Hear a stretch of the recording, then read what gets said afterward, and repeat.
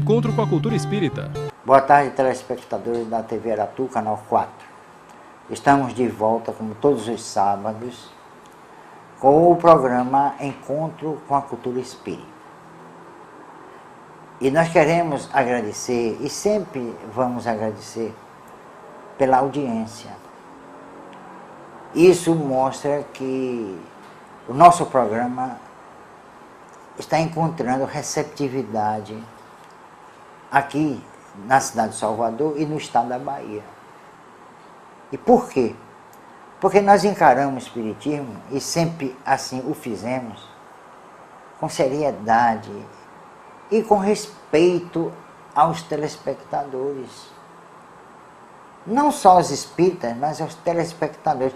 Porque eu tenho quase a certeza de que a maioria das pessoas que sintoniza o canal 4 TV Aratu aos sábados, 12 e 15, eu tenho certeza de que a maioria não é espírita.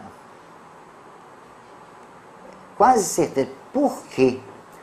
Porque tem muita gente ávida, tem muita gente querendo saber realmente o que acontece após a morte. Quer saber também sobre o porquê da dor, o porquê do sofrimento, dos reveses de várias ordem. Porque, infelizmente, nem a ciência, ou qualquer tipo de disciplina científica, e nem mesmo as religiões, conseguiram dar respostas ao homem sobre tais importantes assuntos. Não que estejamos aqui para resolver essa questão, não é isso? Mas a doutrina espírita é especial. Nenhuma outra doutrina fala da lei de causa e efeito. E a lei de causa e efeito tem como... é um lastro, ela é a base do entendimento dos reveses, das dores, dos sofrimentos e das conquistas e do sucesso também das pessoas. É a lei de ação e reação. E a única doutrina que trata da lei de causa e efeito é a nossa, mas nenhuma. Nenhuma religião, não há religião que abrigue em seu bojo a lei de causa e efeito. Por quê? Porque vai contra aquela questão da salvação, o salvacionismo. Mas a doutrina espírita tem como base aquela citação ontológica de Jesus: a cada um segundo as suas obras. Isso quer dizer que ele não veio como salvador, porque seria até um contrassenso. Ele veio salvar a humanidade e depois larga essa, cada um segundo as suas obras. Afinal de contas, ele veio salvar a humanidade gratuitamente, ou a cada um segundo as suas obras? Eu prefiro optar pela segunda premissa: a cada um segundo as suas obras. Então nós temos aquilo que fizermos por merecer. Isso aí não tem nada a ver com religião, isso é lógica. E isso funciona também atrelado, sabe o quê? A reencarnação. Porque sem a reencarnação, essa lei de causa e efeito, que é eminentemente moral, não teria validade. Porque se a pessoa só nasce uma vez e morre uma vez, ou nasceu para morrer, como se realizaria esse processo de a cada um segundo as suas obras? Isso quer dizer que Jesus acreditava, e em passagem dos evangelhos nós verificamos isso, acreditava na reencarnação. Senão ele não poderia dizer o que disse. Não só o a cada um segundo as suas obras, mas outras colocações de Jesus que revelam na sua essência o conhecimento que o mestre tinha e tentou passar à humanidade sobre a paligenesia. Aliás, um termo que ele criou, paligenesia, nascer de novo. E esse termo surgiu com aquele diálogo que houve com um dos mestres em Israel, Nicodemos. Diz: olha, você é um mestre em Israel e não sabe dessas coisas. Então o conhecimento da reencarnação era comum. Todos sabiam, principalmente aqueles que eram religiosos, mas escondiam do povo, como até hoje. Fizeram um trabalho de tal ordem, a religião macumunada com a própria ciência, que a reencarnação não existe para muita gente. Ela não é um ponto doutrinal do espiritismo, em absoluto. É uma verdade que se explica por si só. Vamos chamar isso de axioma. Então a reencarnação não surgiu por ideia assim, e seria uma ideia fantástica de Kardec, nem tampouco de Jesus, mas está no cerne, no íntimo da própria cultura humana em todos os tempos e em todas as latitudes. Vocês veem, vocês sabem, os egípcios acreditavam na reencarnação, os gregos acreditavam. Platão tem até uma tese chamada Teoria das Reminiscências. O que é a teoria das reminiscências? São aquelas lembranças que muitas vezes vêm à tona, lembranças de vidas passadas ou de fatos acontecidos em vidas passadas. Platão, mais ou menos 400 anos antes de Jesus, os orientais sempre pregaram a reencarnação. É claro que a moda da casa, mas pregavam. Eles criam na reencarnação. Então todos os povos, até os civícolas, aqueles indivíduos chamados primitivos, de qualquer maneira tinha como a reencarnação como uma crença. Então a reencarnação de que o espiritismo fala, prega e ensina é um princípio antiquíssimo e surgiu justamente com o homem, literalmente. Mas vamos ao nosso intervalo e voltamos já já.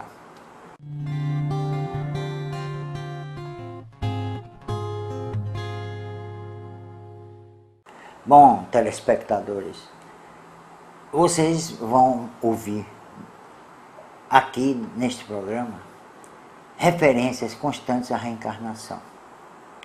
Isso não quer dizer que eu esteja querendo fazer lavagem cerebral, não é isso não, pelo amor de Deus. Nem também eu estou com a viseira e só vendo a reencarnação na minha vida, não é isso também não. Mas sem ela, a vida não tem sentido. Nem no aspecto ético, nem no aspecto intelectual e nem mesmo no aspecto material. Infelizmente, principalmente no mundo ocidental, negaram a reencarnação. Você vê que quando a religião que predominou na Europa e predomina aqui no Brasil, ela não levou em consideração os ensinos de Jesus. Verifiquem. Jesus fala em lei de causa e efeito. Jesus fala de reencarnação. Jesus fala em comunicabilidade com os espíritos. Jesus materializa espíritos, dando uma prova da sua existência após a morte, o pós-mortem. Em que a religião, que se diz cristã, em que momento ela abriga esses princípios? Nenhum. Será que essa religião é a religião do Cristo, de Jesus? Aí é que está. A única doutrina que não é religiosa, que abrigou os princípios defendidos por Jesus, pregados por Jesus, foi o Espiritismo. Aí nós encontramos no Espiritismo a lei de causa e efeito, a reencarnação, nós encontramos a imortalidade, que Jesus provou através da materialização. Então isso mostra que o Espiritismo é o verdadeiro cristianismo. Quer queiram, quer não. Analisem. Aí vocês vão ver na base, na sustentação do Espiritismo, os princípios defendidos, todos eles, por Jesus. Comunicabilidade, materialização, efeitos físicos, a mediunidade. A mediunidade está lá nos Evangelhos.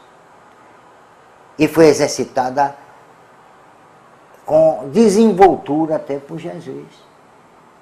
Então, o verdadeiro cristianismo é o Espiritismo. Porque a religião que se diz cristã, eu sinto muito dizer isso, e aqui não vai uma crítica, mas uma observação histórica, uma observação doutrinal,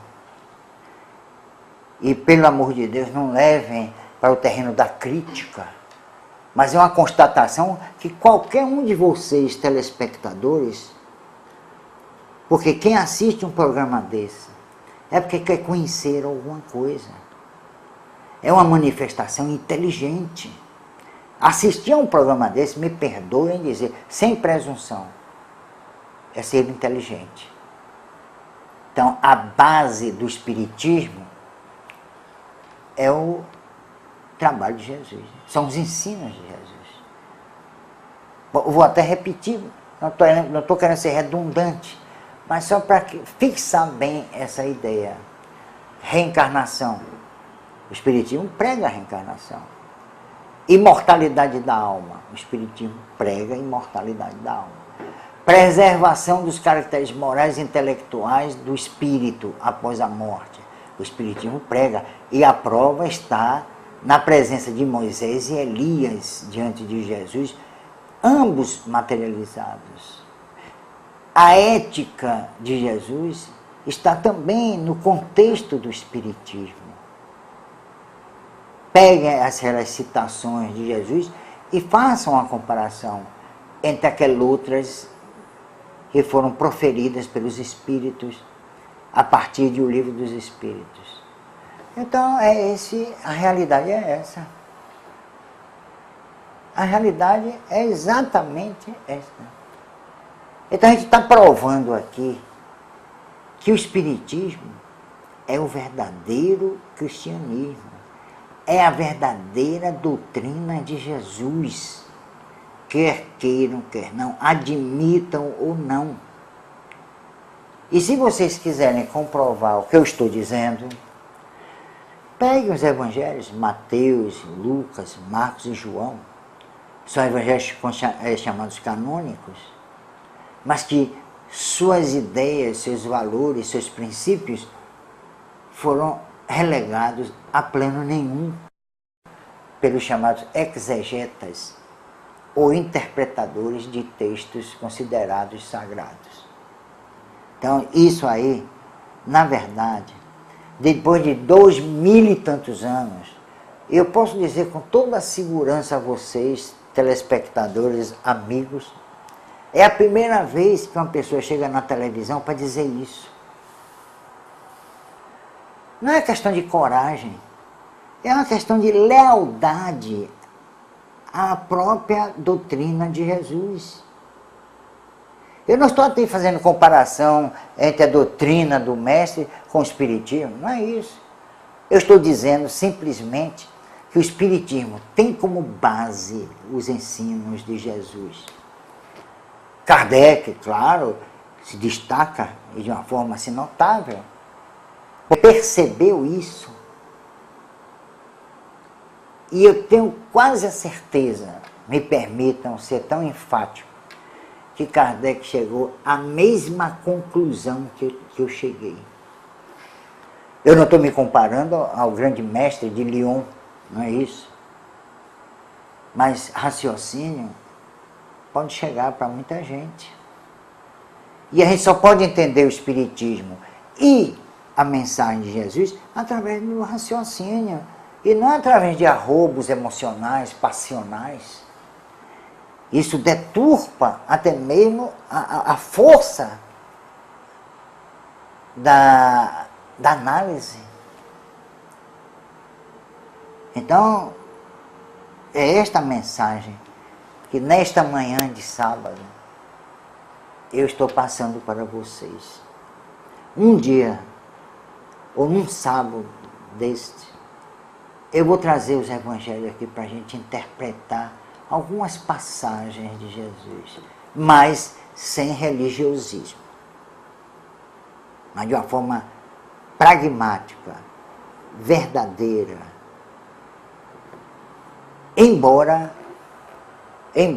o tempo já tenha passado, são 2000 anos, e eu estou trazendo para vocês essas interpretações, que eu já li tudo sobre Jesus, eu já li quase tudo sobre o Espiritismo, se não tudo. Eu já li sobre todas as doutrinas, tanto assim é verdade, que nós estamos já com a enciclopédia pronta, já está com 1.300 páginas. Eu li tudo. E uma coisa é certa, nenhuma doutrina na face da Terra é tão coerente, tão justa, tão verdadeira quanto a doutrina espírita, que tem como base o pensamento de Jesus. Vamos ao nosso intervalo, voltamos já.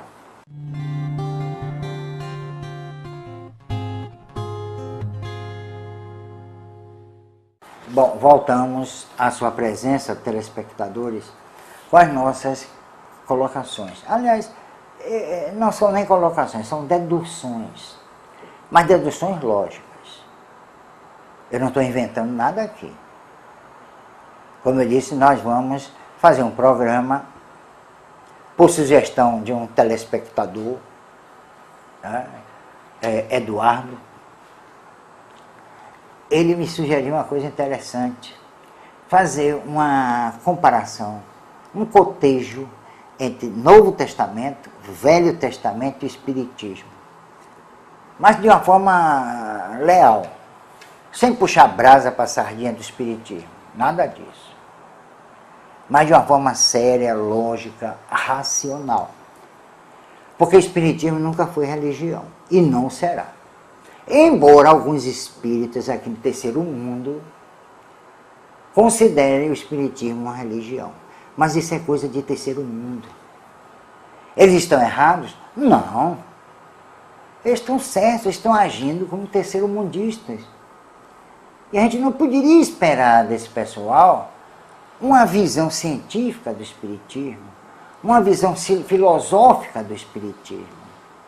Seria demais pedir a esse pessoal espírita, daqui do terceiro mundo, essa visão, né?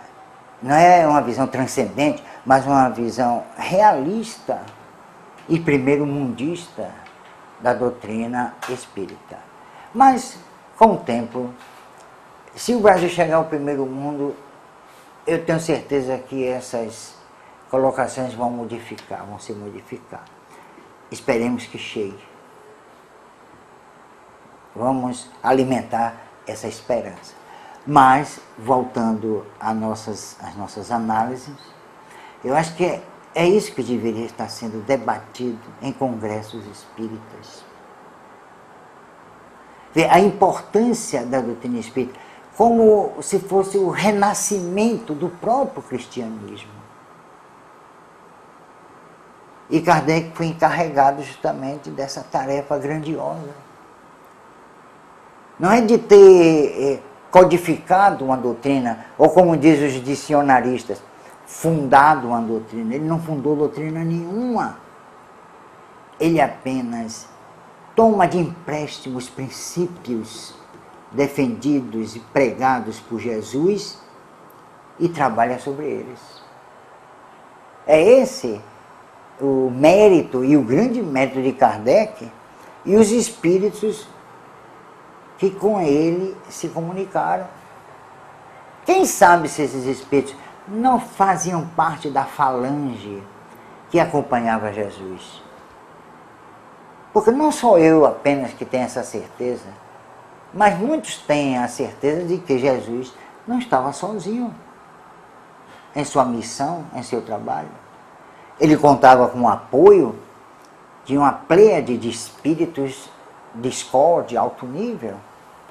Quem sabe que o espírito da verdade, que se comunicou com Kardec, não fazia parte dessa falange que acompanhava e cooperava com Jesus.